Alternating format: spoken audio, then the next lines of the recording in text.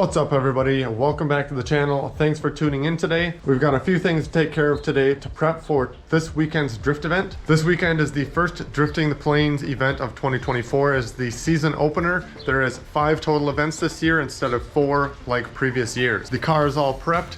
The trailer should be pretty much good to go. I do need to remove a few things out of the trailer. I currently store all of my tires in the trailer, which I can't take all of those tires with me. That is just too many. So let's go ahead and get things loaded up.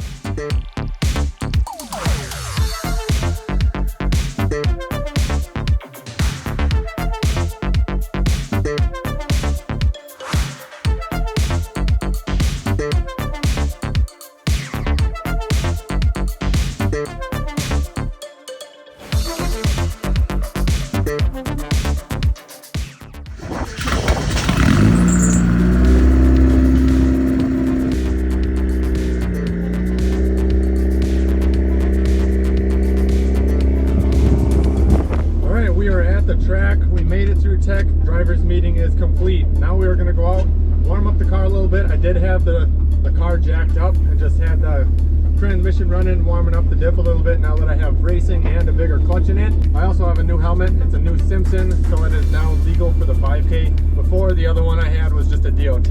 So I'm going to try out a front mount as well so you guys can see exactly what I'm doing. So we're going to go out there and get some practice done. First laps of the season. See how it goes.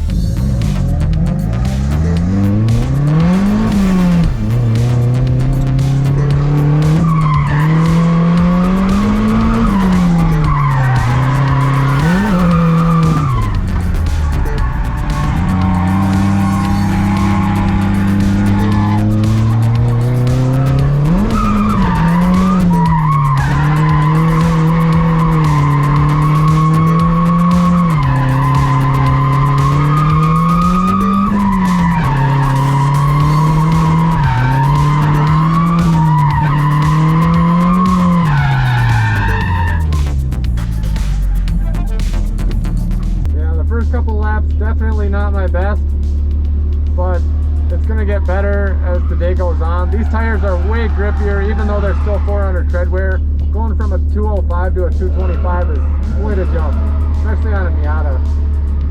I'm still only on gate pressure right now. I didn't mess with the boost controller today yet. We'll kind of play with it a little bit and get some laps in before we start to increase a little bit of power.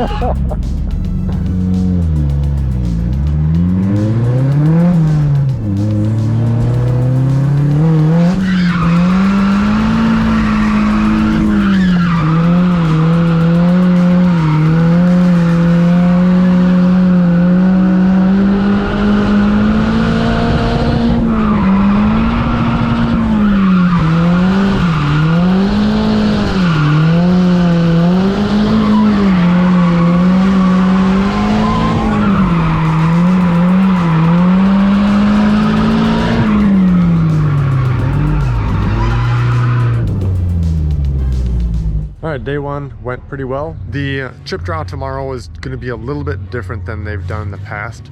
They're actually going to be following Formula Drift's format just a little bit. So they're doing a top 16 seeding bracket.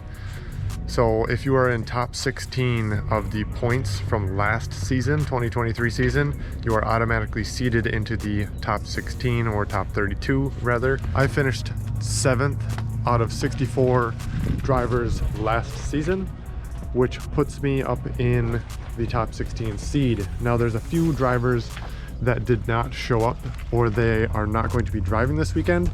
So they were eliminated, so that moved me from seed 7 up to seed 4. So it's gonna move things a lot faster. There's gonna be a lot less chips to have to be handed out and written down onto a bracket, because the top 16 will be automatically put onto the bracket right away. So it takes a lot of time out of it. They're gonna be starting competition at noon instead of the normal 12:30 or 1. That's going to move things sooner in the day, so there's more driving later in the day. We're gonna be trying for a podium, and then if we do not podium in the open, then we can still compete in the limited. End goal, be in the top 4 at the end of the open this weekend. So I'll wrap it up for day 1. We'll get ready for day 2 and competition early tomorrow morning. Good morning, it is comp day. We're out waiting in line to go out for the first session. We have 1 hour of practice and then we go right into comp at noon. I got the weight reduction mode all taken care of. Seat is out of the car. Everything else that's unnecessary is out of the car. So we got basically my body weight out of the vehicle for competition. We got comp tires on. Everything is, we got a good shakedown. We're gonna go run some laps.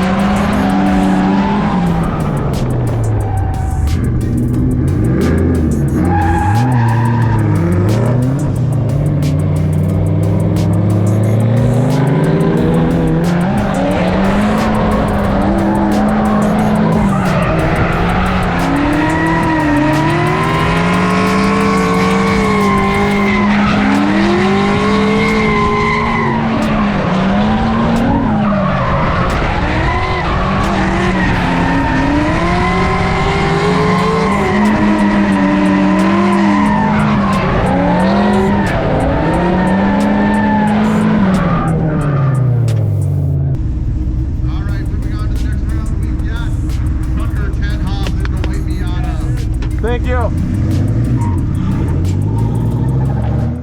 right, we're getting ourselves gridded up for top 8 battles. Let's get after it.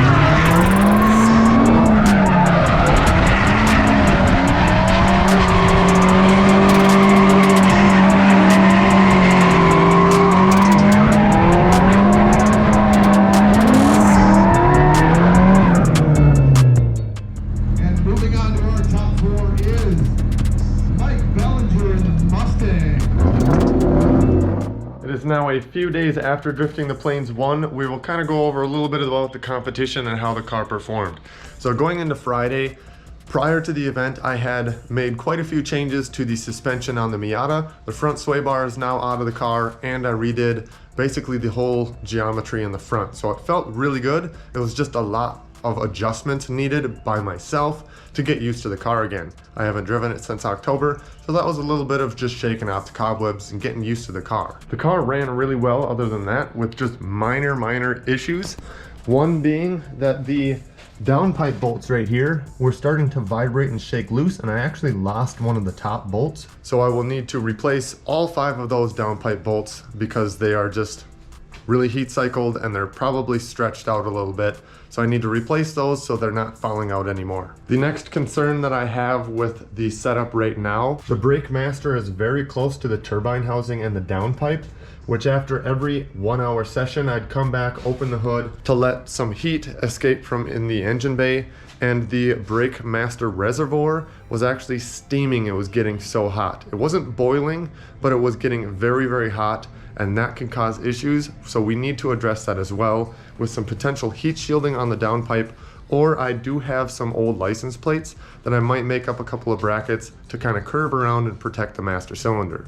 So the next point of concern is my brake booster. With drifting, you utilize the left foot brake quite a bit, especially in the chase, to set yourself up for transitions behind the lead driver. In competition, I had a bye in the top 16. I did move on to top 8.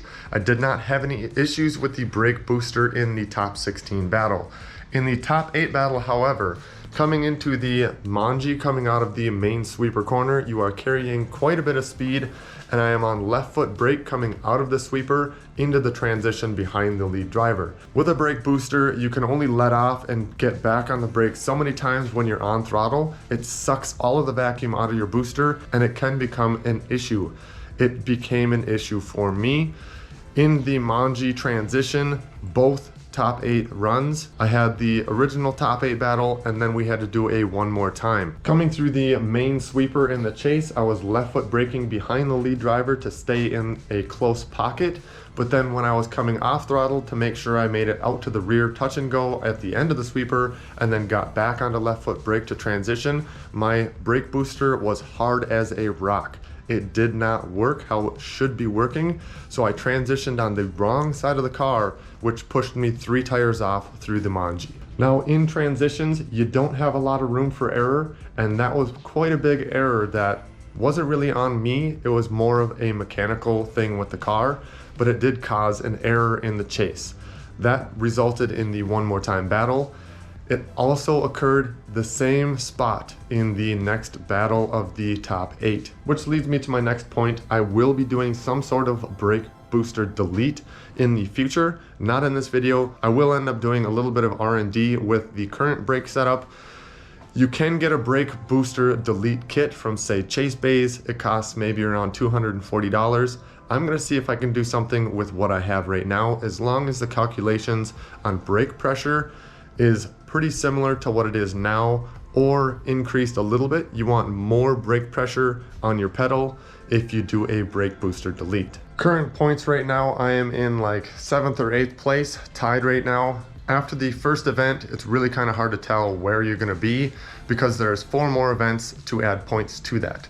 So sitting pretty decent though after the first event. In the next couple of weeks before drifting the plains 2, I will make some adjustments to the car, mainly the brake system, and make sure everything is snugged up. And I will do a nut and bolt check over basically the entire car. If the downpipe bolts are shaking loose, there is a good chance that other bolts are shaking loose as well. Drop a comment down below if you like running a brake booster or no brake booster on your car when you're drifting on the track, or if you're doing any other type of racing. Thanks for watching. Stay tuned for the next one. Don't forget to like, comment, and subscribe.